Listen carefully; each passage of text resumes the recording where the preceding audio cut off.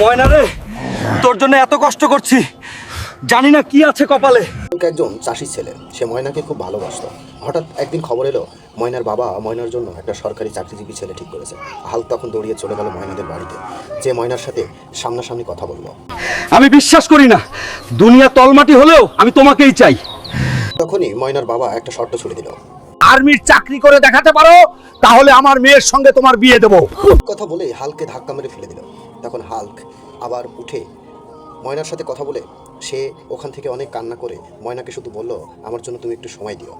হাল্কের body fitness দেখেই বাংলাদেশ সেনাবাহিনী তাকে অফার করে নিয়ে নিল এবং সে যতগুলো ট্রেনিং সামনে এসেছিল প্রত্যেকটা ট্রেনিংয়ে দুর্দান্ততার সাথে এবং সফলতার সাথে উত্তীর্ণ হয়েছিল।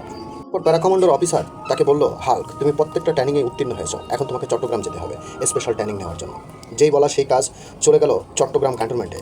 সেখানেও সে একইভাবে দুর্দান্ততার সাথে প্রত্যেকটা ট্রেনিংয়েই হাল্ক সফলতা অর্জন করেছে। তার মাথায় একটাই চিন্তা, শুধু ময়নাকে নিয়ে। সে আসলে তো ময়নাকে অনেক ভালোবাসে। ট্রেনিং করতো আর শুধু ময়নাকে ভাবতো। ময়না রে, তোর জন্য এত কষ্ট করছি, জানি না কি আছে কপালে। ট্রেনিং প্রায় শেষের দিকে, তখনও সে একই কথা, সেই ময়নার বাবার হৃদয় বেদনাদায়ক যে কথাগুলো বলেছিল সেগুলো হালকে কুরে কুরে খাচ্ছে। এক পর্যায়ে প্রায় শেষ ট্রেনিং, সেই প্যারাশুট কমান্ডো থেকে কি যেন একটা হয়ে গিয়েছিল। হাল্ক অনেক অনেক অসুস্থ হয়ে পড়ে। তখন সেনাবাহিনীর সদর দপ্তরের মেডিকেলে তাকে ভর্তি করা হয় এবং সেখানকে অফিসাররা তাকে বলল, হাল্ক এই অবস্থাতে তোমার বাসায় যাওয়া সম্ভব না, তুমি এখানেই রেস্ট করো। তখন একটা নার্স আসে তাকে সেবা দেওয়ার জন্য। তখন সে বিস্তারিত সব কিছু খুলে বলার পরে এক পর্যায়ে হাল্কের ছুটি হয়ে যায়। তখন সে বেরিয়ে পড়ে বাসার উদ্দেশ্যে রওনা হয়। চলে যায় সে ময়নার জন্য ময়নার পছন্দের রেশমি চুড়ি কিনতে।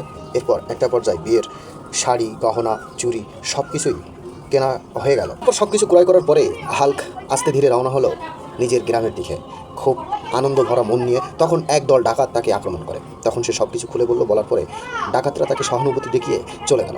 এরপর গ্রামের ছোট ছোট সোনামণিদের সাথে তার সাক্ষাৎ হয়, বড় মানুষের সাথে সাক্ষাৎ হয়। সবাই একই কথা বলে, কী ব্যাপার হাল্ক, তুমি সেনাবাহিনীর চাকরি পেয়েছো, মিষ্টি খাওয়ালে না? সবাই বিয়ার দাওয়াত দিয়ে মিষ্টি খাওয়ার আমন্ত্রণ জানিয়ে হাল্ক আস্তে ধীরে চলে যেতে লাগে ময়নার বাড়িতে। এই মুহূর্তেই একটা দুঃসংবাদ কানে ভেসে আসলো।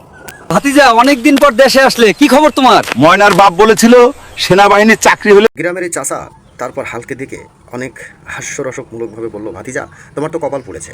হাল্ক বলল, কেন, কি হয়েছে চাচা? তখন বিস্তারিত সব কিছু চাচা খুলে বলল, গত মাসের 25 তারিখে তোমার ময়নার তো বিয়ে হয়ে গেছে একজন সরকারি চাকরিজীবী ছেলের সাথে। তখন হাল্ক কথাটা শুনে কান্নায় ফেটে মরণ দৌড় দিল ময়নার বাড়ির দিকে। প্রিয়তমাকে হারানোর যন্ত্রণা কিছুতেই মেনে নিতে পারছিল না হাল্ক।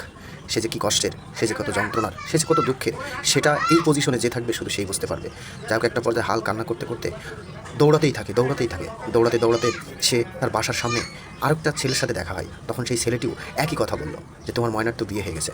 তখন চলে গেল হাল্ক ময়নার বাড়িতে, যে ময়নার বাবার সাথে, চাচা ময়না কোথায়? ওর বিয়ে হয়ে গেছে বাবা। শুনেই মনে হলো আকাশ ভেঙে পড়ল। তখন হাল্ক মাটিতে থমকে পড়ল, পড়ে পাগলের মতো কান্না করতে থাকে। সে কিছুতেই মেনে নিতে পারছিল না যে ময়নার বিয়ে হয়ে গেছে। জীবনে সব কিছুই হলো, চাকরি হলো, কিন্তু ময়নাকে আর পাওয়া হলো না। এই যে বেদনা, এই যে কষ্টের যন্ত্রণা, এটা কিছুতেই কোনোভাবেই হাল্ক মেনে নিতে পারছিল না। তো বন্ধুরা, পৃথিবীতে অনেক জীবন এভাবেই নষ্ট হয়ে যাচ্ছে। আবার কেউ নিজের ভেতরের কষ্ট কাউকে বলতে না পেরে নীরবে হারিয়ে যায়। হয়তো একটু ভালোবাসা, একটু সহানুভূতি, একটা আন্তরিক কথা কারণ নষ্ট হয়ে জীবনটাকে আবার নতুন করে বাঁচতে শেখাতে পারতো। তো যারা এমন ধরনের ইমোশনাল ভিডিও পছন্দ করেন অবশ্যই চ্যানেলটি সাবস্ক্রাইব করবেন এবং লাইক, কমেন্ট, শেয়ার করবেন।